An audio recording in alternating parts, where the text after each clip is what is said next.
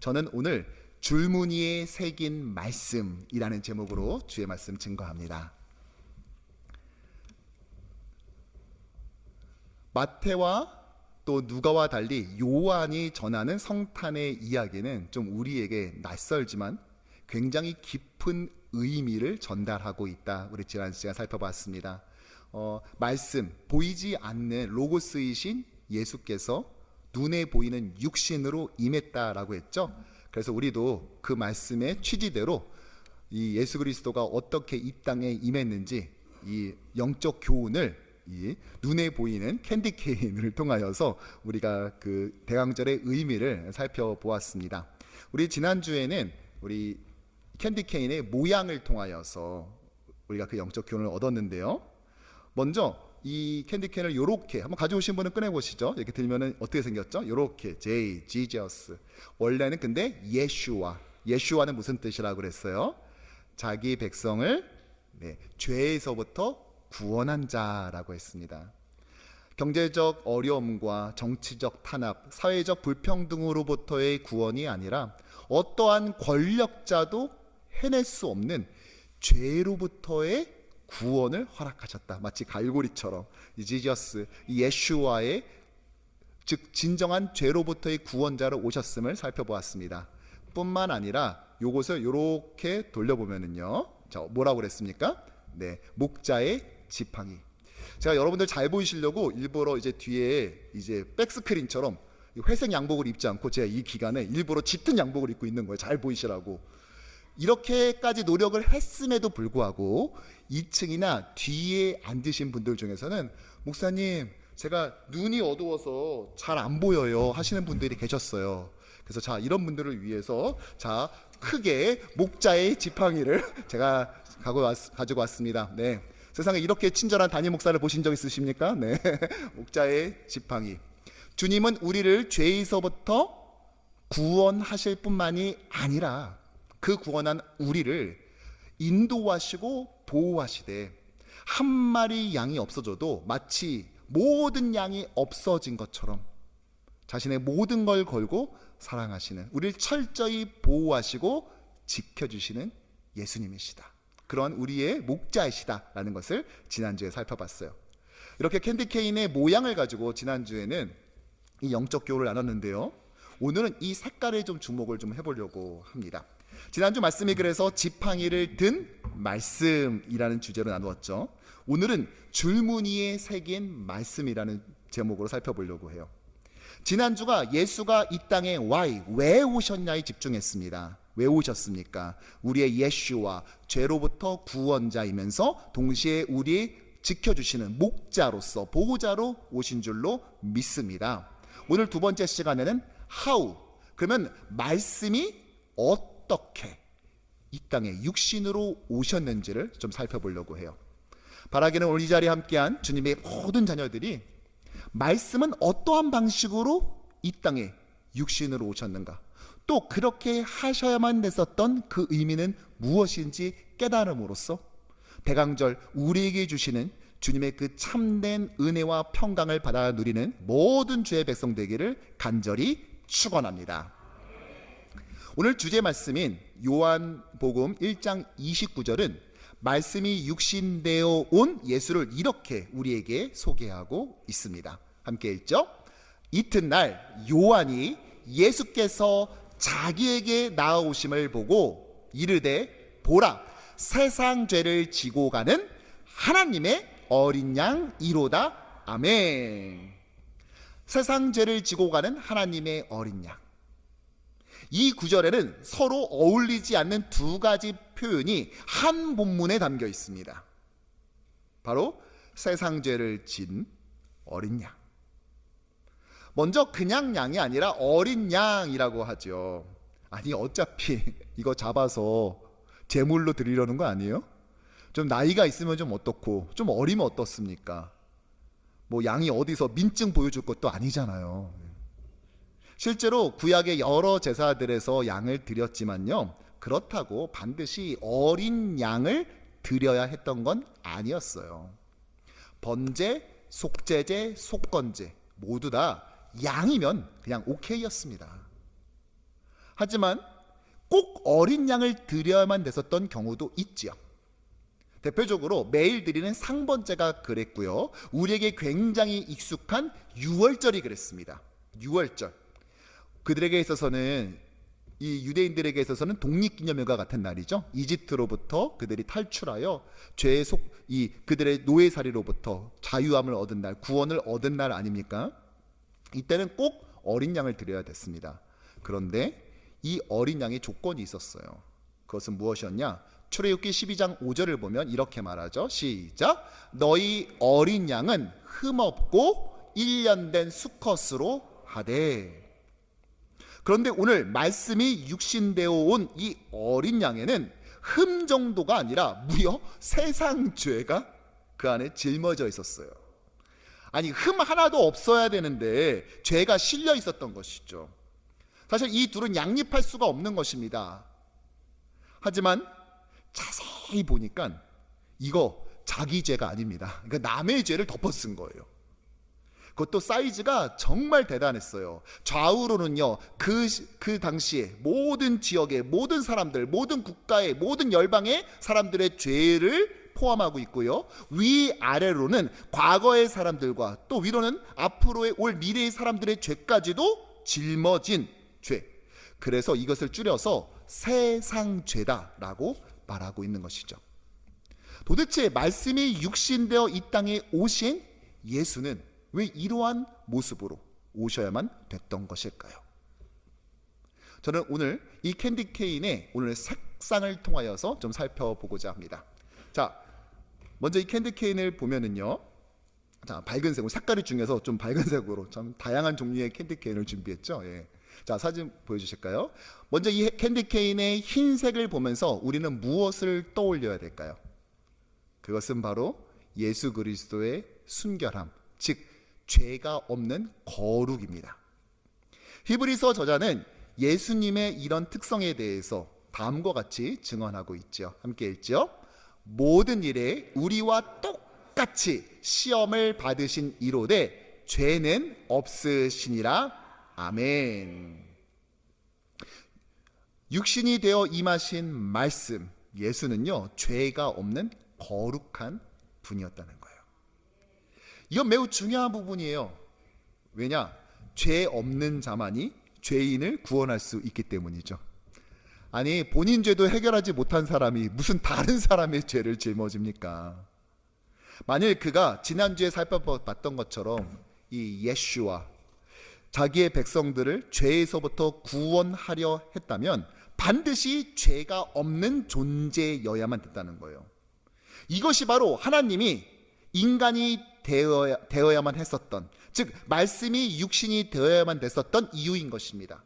야, 너희들 중에 누구 하나가 좀 구원자 하자. 그래, 너가 좋겠다. 너 좀 구원자 되라 라고 할 수 없는 이유가 바로 여기 있는 거예요. 왜요? 모든 사람은 죄를 가지고 있기 때문에 죄가 없으신 그분이 이 땅에 와서 거룩한 육신이 되어야 됐다는 것입니다. 사실 이 우리가 요한복음을 보고 있는데요, 사도 요한과 더불어서 예수 그리스도를 가장 지근거리에서 모신 사람이 누구죠? 베드로. 사도 베드로 역시 우리의 구원에 대해서 이렇게 정리하고 있습니다. 시작. 오직 흠없고 점없는 어린 양 같은 그리스도의 보배로운 피로 된 것이니라. 아멘. 따라서 말씀이 육신되어 어떻게 오셨냐고 물으면 우리는 뭐라고 대답해야 합니까? 반드시 이렇게 대답해야 됩니다. 그는 육신으로 오긴 하셨지만 죄가 없는 거룩한 분이었다. 우리가 성탄 잔식에 걸려있는 캔디 케인의 흰색을 볼 때마다 항상 그걸로 떠올려야 돼요. 무엇? 거룩함. 그분은 거룩한 분으로 이 땅에 오셨다는 것입니다. 자, 그렇다면 이 대강절의 절기를 맞아서 우리는 어떻게 예수의 거룩한 육신으로 오긴 하셨지만 죄를 전혀 가지고 있지 않은 이 거룩하신 예수를 우리의 삶에 담아낼 수 있을까요? 거룩은요, 구별됨을 의미합니다. 분리됨을 말해요. 무엇으로부터? 예, 죄로부터요. 즉 끊어내는 것이 거룩입니다. 그런 면에서 이 캔디캔의 흰색을 볼 때마다 바로 이 질문이 떠올라야 돼요. 나는 지금 거룩하고 있는가? 하나님께서 이스라엘을 선택해서 모든 민족, 모든 열방 중에서 이 백성을 구별하셨습니다. 거룩하게 하신 것이죠. 그러면서 뭘 요구하시죠? 할례, 표피를 잘라내는 것, 끊어내는 행위를 외적 표징으로 요구하십니다. 그것이 의미하는 바가 뭐예요? 너희는 거룩해야 된다는 거예요. 끊어내야 한다는 것입니다. 내가 거룩하니 너희도 거룩하라. 주님은 이것을 원하셨다는 것이죠. 그런 면에서 오늘 우리는 끊어내는 삶을 살고 있는가? 나의 말의 습관이, 내가 다른 사람을 대하는 방식이, 아니 가까이 있는 내 가족을 대하는 방식이 정녕 그러하고 있는가를 우린 되물어봐야 된다는 거예요. 사실 우리 멕시코 선교사이신 우리 유 선교사님 부부가 우리 지난 월요일 날 출국해서 멕시코 선교지에 가 계세요. 아이들과 성탄절에 함께 하겠다는 그 약속을 지키기 위해서 지금 몇 주 일정으로 가 계시는데요. 이 선교사님 부부가 처음 멕시코를 갔을 때 그 상황은요, 그 도시에 그 참 어쩌면 소박한 그런 어촌 마을임에도 불구하고 참 거룩을 보기가 힘들었습니다. 성적으로도 문란한 경우가 많았고요. 너무나 약물 중독에 빠지기 쉬운 환경이었어요. 어른뿐만이 아니라 어린아이들조차도 말이죠. 그리고 다른 사람의 물건을 보잖아요. 그럼 어떡하냐? 담을 넘어가서 그걸 가져오는 거예요. 저희 그 선교관이 있었을 때요, 하도 이게 좀도둑들이 있어서 선교사님이 개를 키웠어요. 근데 여러분, 그 마을 전체에 한국 사람이 이 부부밖에 없거든요. 그러니까 얼마나 외로웠겠어요. 근데 이럴 때 이런 물론 시큐리티 때문에 키우는 건 하긴 하지만 그래도 강아지가 있으면 좀 이렇게 마음도 좀 나눌 수 있고 좀 이렇게 좀 그런 정서적으로 좀 위안이 되지 않습니까? 그래서 이 강아지를 키웠는데 이제 도둑이 넘어오려면 이 개가 짖잖아요. 그래서 어떻게 했냐? 음식에다 독을 타가지고 던진 거예요. 도둑이. 그래서 이것을 먹은 개가 죽었어요. 그나마 여기서 서로 부부끼리 한국말로 얘기하고 이 개 키우면서 마음에 좀 위안을 얻었는데 반려견이면서 경비견인 이 개가 죽어가지고 그걸 보면서 너무 그때 마음이 자기가 힘들고 슬펐다고 막 울었다고 그 얘기를 저한테 해주시더라고요. 한 번은요, 저희가 나중에 이제 선교 센터를 졌습니다. 사진을 보여줄까요? 선교 센터 입구에 게이트가 있어요. 대문이 엄청 큽니다, 여러분들. 작은 대문이 아니에요. 딱 보시는 것처럼 큰 대문입니다. 자고 일어났더니요, 이렇게 두 개로 이렇게 열리는 대문인데 둘 다 사라진 거 있죠.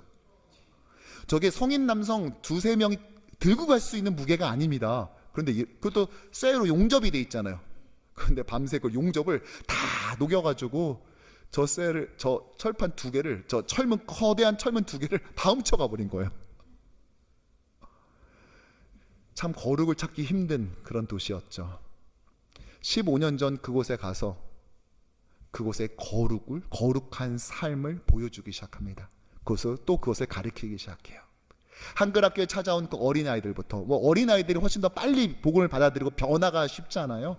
이 아이들에게 예수님을 전할 뿐만이 아니라 예수님을 믿는다면 삶도 바뀌어야 된다. 어떻게? 죄를 끊어내는 삶을 살아야 된다. 학교의 친구들이 이렇게 한다 할지라도 우리는 달라야 된다라는 걸 가르치기 시작한 거예요.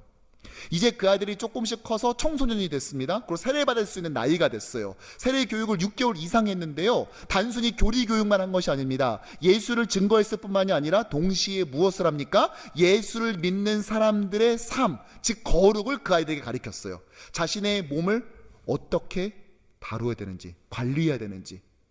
너희 또래 친구들이 쉽게 그렇게 한다 할지라도 우리는 세상과는 다른 삶을 살아야 된다.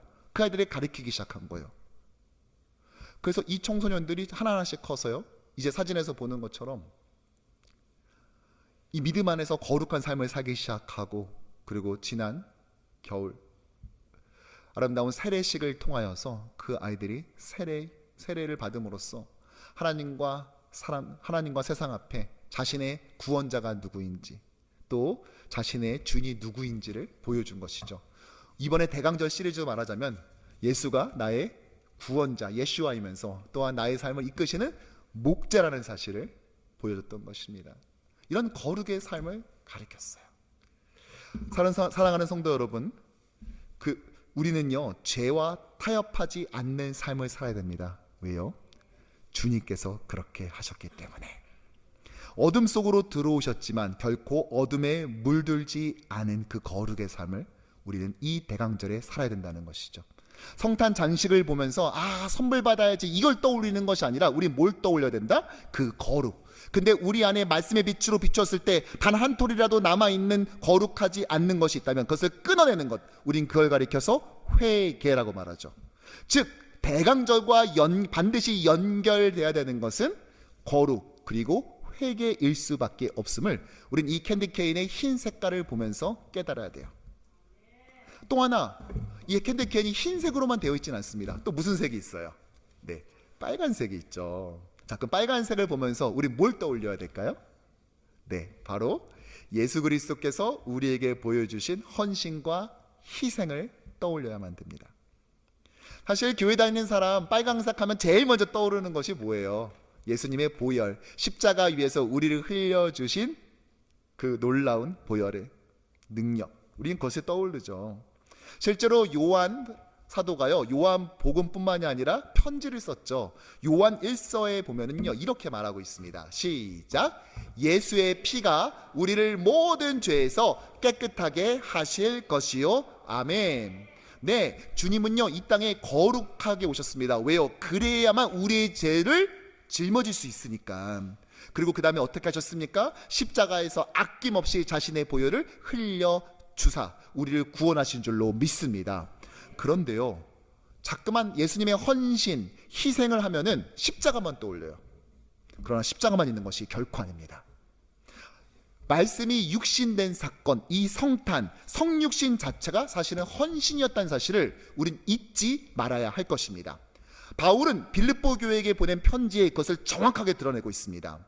빌립보서 2장 6절 함께 읽죠. 시작. 그는 근본 하나님의 본체시나 하나님과 동등됨을 취할 것으로 여기지 아니했다라고 말합니다. 자, 하나님과 본체가 같다. 하나님의 본체였다는 것은 하나님이라는 소리입니다. 하나님이니까 하나님만이 가질 수 있는 그 지위와 특권이 있었겠죠. 사실은 특권이 아니죠. 하나님이니까 자연스럽게 갖고 있는 그러한 능력인 것입니다. 그런데 예수님께서는 그것을 내어놓았다는 거예요. 그것이 성육신입니다. 그래서 7절에 뭐라고 하냐? 시작. 오히려 자기를 비워 종의 형체를 가지사 사람들과 같이 되셨고. 자, 보세요. 예수께서 사람과 같이 되었다, 성육신했다는 것을 뭐라고 표현해요? 종의 형체를 가졌다는 거예요. 아니 근데 당시에 사람들 중에 다 종만 있는 게 아니라, 노예만 있는 게 아니라, 아니 자유인도 있고 왕족도 있고 귀족도 있는데 왜 다 종의 형체라고 했습니까? 여러분, 종의 특징이 무엇이에요? 자유가 없는 겁니다. 어디 일정 기간은 걸어갈 수 있는데 그 이상을 간다? 그러면은 저 노예 탈출한다, 추노꾼이 가가지고 잡아옵니다. 종이란 그런 거예요. 자유가 없는 상태. 그런데 하나님이 보시기에 하늘 보좌에서 인간들을 딱 봤더니 자기는 자기가 자유인인 줄 알고, 왕족이니까 마음껏 사람들 부리니까 자유인인 줄 알고 있지만 가만히 보니까 모두 다 죄의 노예살이를 하고 있더라는 것입니다. 그 죄, 옛사람의 육체의 소욕으로부터 좀처럼 벗어나질 못하고 있더라는 거예요. 다 죄의 종살이하고 있다는 거예요. 그래서 사람이 되었다는 것을 종의 형체를 가졌다라고 말하는 것이죠. 그리고 8절에서 뭐라고 말합니까? 시작. 사람의 모양으로 나타나사 자기를 낮추시고 죽기까지 복종하셨으니 곧 십자가에 죽으심이라. 아멘. 물론 예수 그리스도의 구원 사역의 하이라이트는 십자가가 맞습니다. 그런데 그것만 말하지 않아요. 오늘 바울이 무슨 얘기를 해요? 사람의 모양으로 나타나사 성육신, 그것을 반드시 언급합니다. 그러면서 뭐라고 그런다? 그 성육신을 자기를 낮춘 것이다, 즉 자기 비하다라고 말하고 있다는 거예요. 하나님이 인간이 된 것은 비천한 것입니다.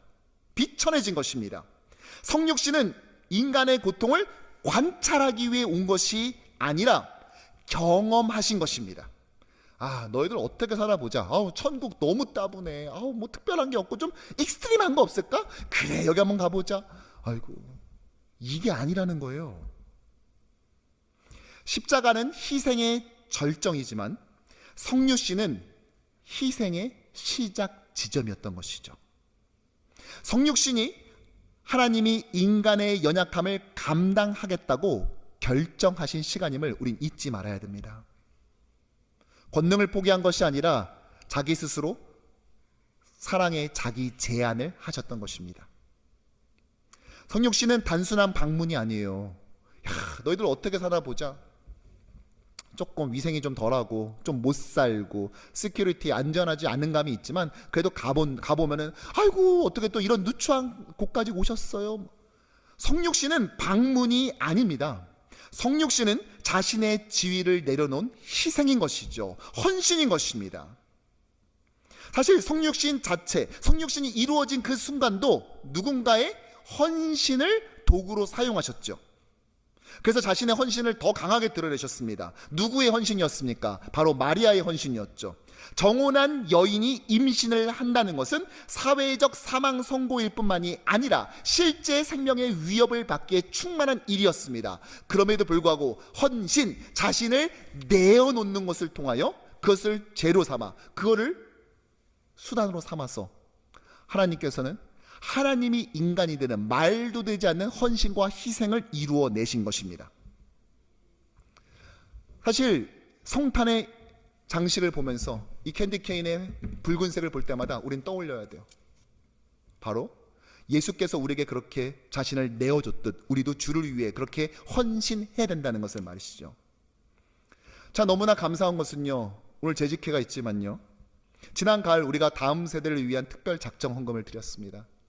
사실 경제적 불확실성이 그 어떤 때보다 높았던 올해, 스몰 비즈니스를 하는 분들도 또 직장 생활을 하는 분들도 결코 쉽지 않았던 해였습니다.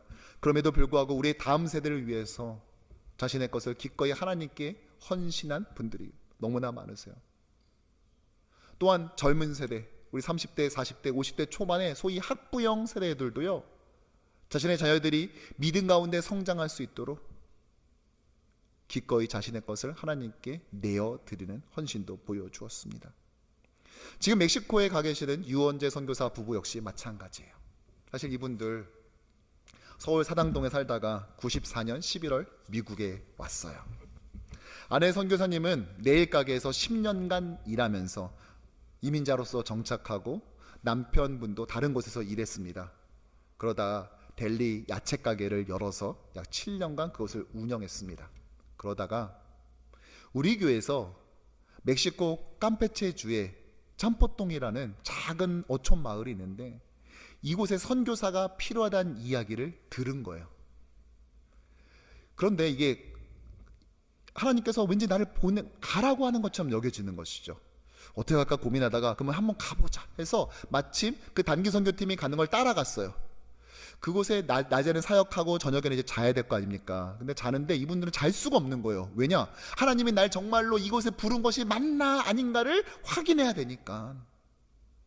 저는 비록 그 당시에는 없었지만요, 그 당시에 그곳에 함께 갔었던 어떤 그 당시 교육자를 통해서 들었는데요, 이제 그곳이요 참 더워요. 제가 2번을 갔는데 한 번은 1월, 한 번은 2월에 갔거든요. 와, 얼마나 더운지 몰라요. 그런데 4월 이후로는요 엄청 더워요. 거긴 2가지밖에 없어요. 무지 더운 날과 엄청 더운 날. 그러니까 얼마나 피곤해요. 밤에 왔으면 좀 이렇게 푹 자야 또 내일 아침에 또 사역을 시작할 것 아닙니까? 그런데 다 자는 시간, 이 선교사님은 이제 당시에는 선교사가 아니라 이제 함께 단기 선교에 참여한 집사님이었겠죠. 밤에 자지 않고 막 기도를 하는데요, 얼마나 소리내서 울면서 기도를 하는지. 그 당시에 있었던 그 교육자가 하는 말이, 아니 좀 낮에 좀 기도하시지, 좀 밤에는 좀 다 같이 좀 주무시지, 그랬다는 거예요. 근데 이분은 그럴 수가 없는 게, 생각해 보세요. 내가 정말 여기다 인생을 걸 것인지 나의 삶을 하나님께 드릴 것인지를 결정을 해야 되잖아요. 그러니까 목을 놓아서 하나님 저 어떻게 해야 됩니까? 저 여기 남을까요? 갈까요? 했어요. 하나님의 답은 무엇이었을까요? 남으라는 겁니다. 이곳에 내가 너를 보낼게. 그래서 미국에서의 삶을 다 정리하고 여기서 키운 자녀들, 이제 막 사회 초년병이 된 그 아이들도 다 놔두고 2011년 6월 멕시코 선교사로 갔어요. 당시 남편 선교사님은 52, 아내 선교사님은 불과 45살 됐을 때예요. 그리고 시간이 많이 지났습니다. 남편 선교사님 거기서 물탱크를 이제 바꿔야 될 때가 있는데 이제 교회에서 이제 지원을 보내드렸어요. 바꾸시라고. 그런데 이제 멕시코 인부 하나 덜 쓰겠다고 본인도 같이 거기 들어간 거예요. 근데 이게 기우뚱 하다가 떨어질 수 있는 위기가 벌어진 거죠. 그때 인부들은 잽싸게 몸을 피했지만 선교사님은 이거 떨어지면 깨지면은 어떡하냐, 이거 헌금으로 산 건데, 구입한 건데. 그래서 자기 어깨로 그것을 막아섰어요. 덕분에 몇 달 고생해야만 됐습니다. 이거는 겪었던 많은 일들 중에 굉장히 작은 일 중에 하나예요. 아내 선교사님 언어도 참 쉽지 않은 그곳에서 말도 배워가고, 또 남편 선교사님이 좀 우직하신 스타일이라 본인이 그래도 막 이렇게 뭐 성도들을 보살피고 해야 될 것 아니에요. 그렇게 하느라 성도들 밥도 헤매기고, 또 누가 아프다 그러면 쫓아가고, 막 병원에 신방 가고 막 하는 일들을 하느라 몸에 이곳저곳, 정작 다른 사람 돌보느라 본인을 못 돌본 거죠. 그러다 몸이 아파지기 시작했어요. 특별히 부정맥 현상이 좀 심해지기 시작했습니다. 근데 이 약이 한 번에 3개월까지밖에 처방이 안 돼요. 그래서 오는 선교팀한테 부탁해서 받기도 하고 했습니다. 제가 실제로 그 선교제에 갔을 때요, 이제 저를 공항에 이제 라이드 해주신다고 부부가 같이 오기로 했거든요. 왜냐하면은 이게 돌아갈 때 혼자 가면 너무 힘드니까 이제 같이 오신다고 했는데, 정작 출발 당일에 몸이, 아내 선교사님이 또 부정맥으로 인해서 몸이 깔아앉고 너무 힘들어진 거예요. 그래서 결국 못 오시기도 했습니다. 이런 가운데 올해 여름, 늦은 여름에 하나님께서 이제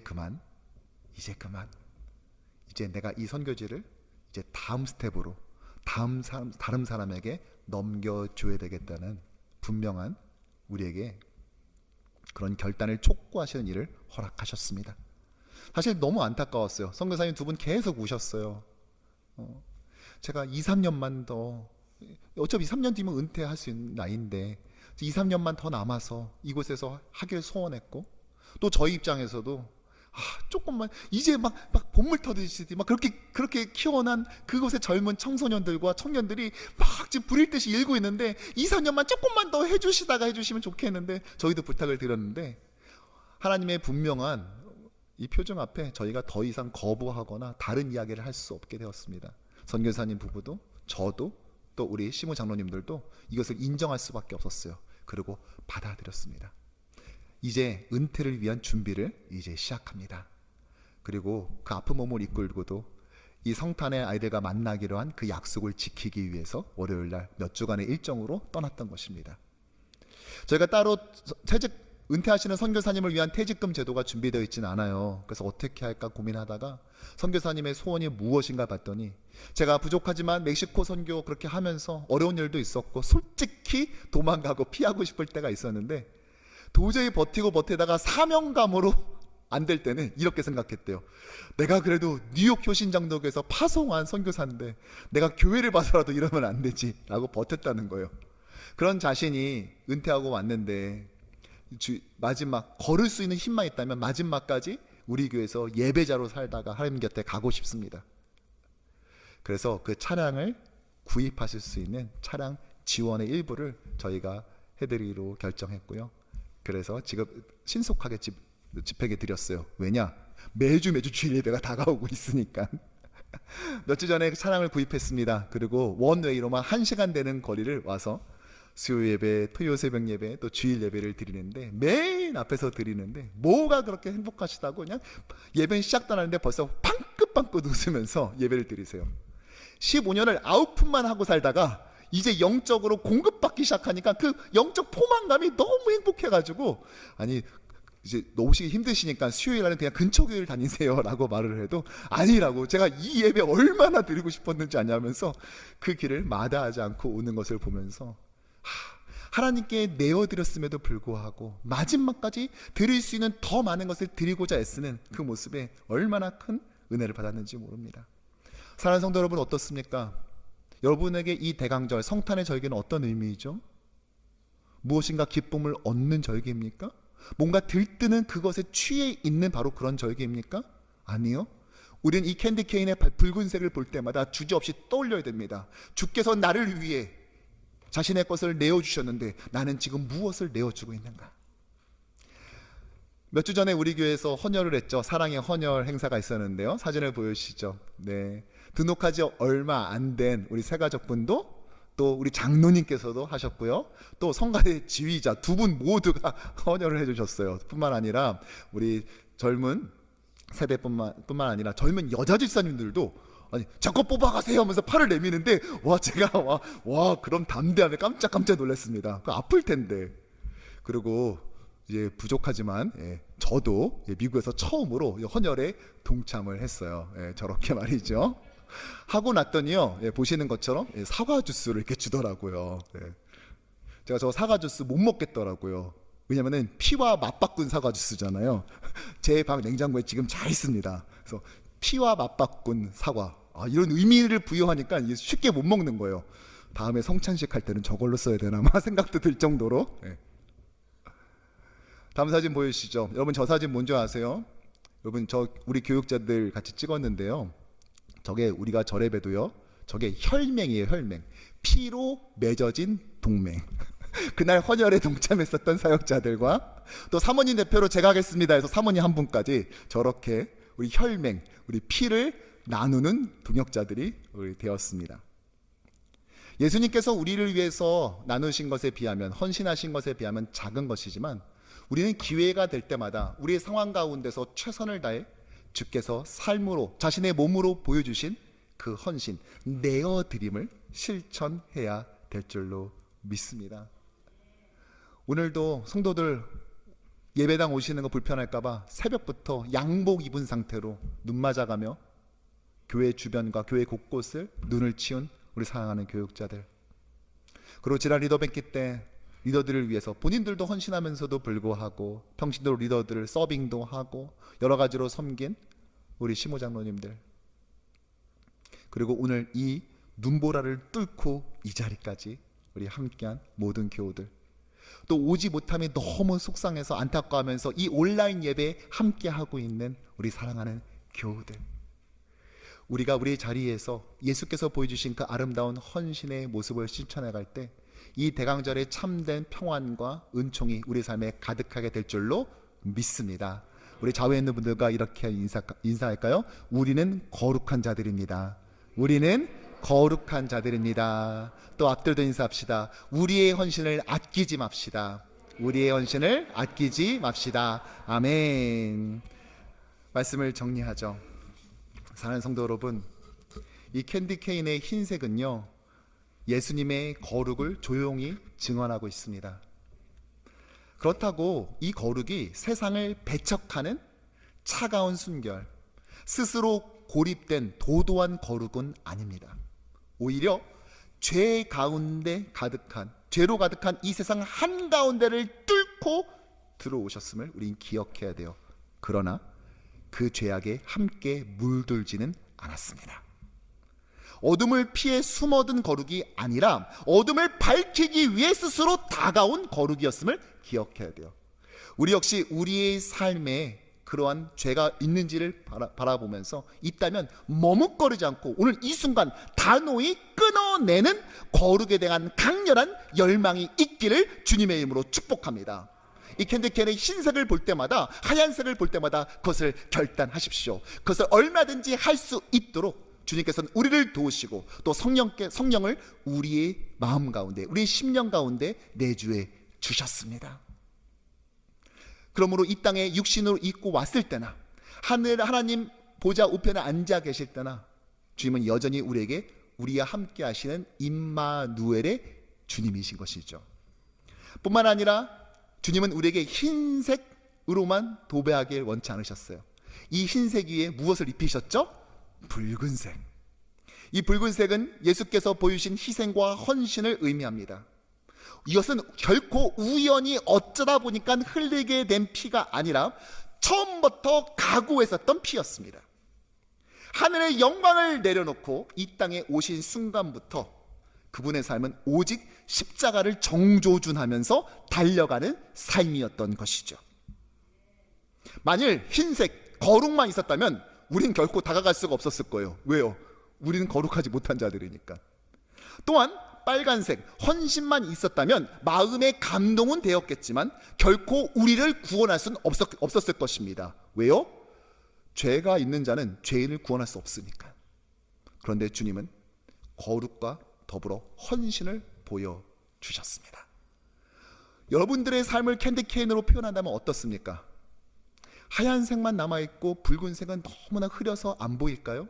또는 붉은색은 정말 강렬한데 정작 그 흰색이, 그 거룩함이 부족한 상태일까요? 사랑하는 성도 여러분, 거룩함 위에 우리는 우리의 헌신을 채색해야 돼요. 새겨 넣어야 돼요. 흰색과 붉은색이, 즉 우리의 거룩을 향한 열정과 더불어서 그 거룩을 통하여서 다른 사람을 정죄하고 스스로 고립됨을 자초하는 것이 아니라 오히려 그들을 구원하고자, 그들을 섬기고자 애쓰는 헌신을 통하는 그 붉은색. 그래서 흰색과 붉은색, 거룩과 헌신이 교차되기에 어느덧 이런 줄무늬와 같은 그런 선명한 모습이 담아지는 것, 그것이 바로 대강절의 의미를 우리의 삶에 온전히 녹여낸 참다운 모습일 줄로 믿습니다. 거룩 위에 희생이 더해졌을 때, 흰색 위에 붉은색이 새겨졌을 때 복음은 우리에게 참다운 구원이 될 수 있었습니다. 바라기는 우리 이 아침에 오신 주님의 모든 백성들이 우리의 삶에서 죄와 단절하는 그 강렬한 거룩의 열망과 더불어 또한 예수께서 보여주셨던 것처럼 우리가 우리의 것을 기꺼이 내어주는 헌신을 통하여서 하나님의 나라를, 그리고 그 놀라운 구원의 역사를 오늘도 써나가는 우리 모두가 되기를 주님의 이름으로 간절히 축원합니다.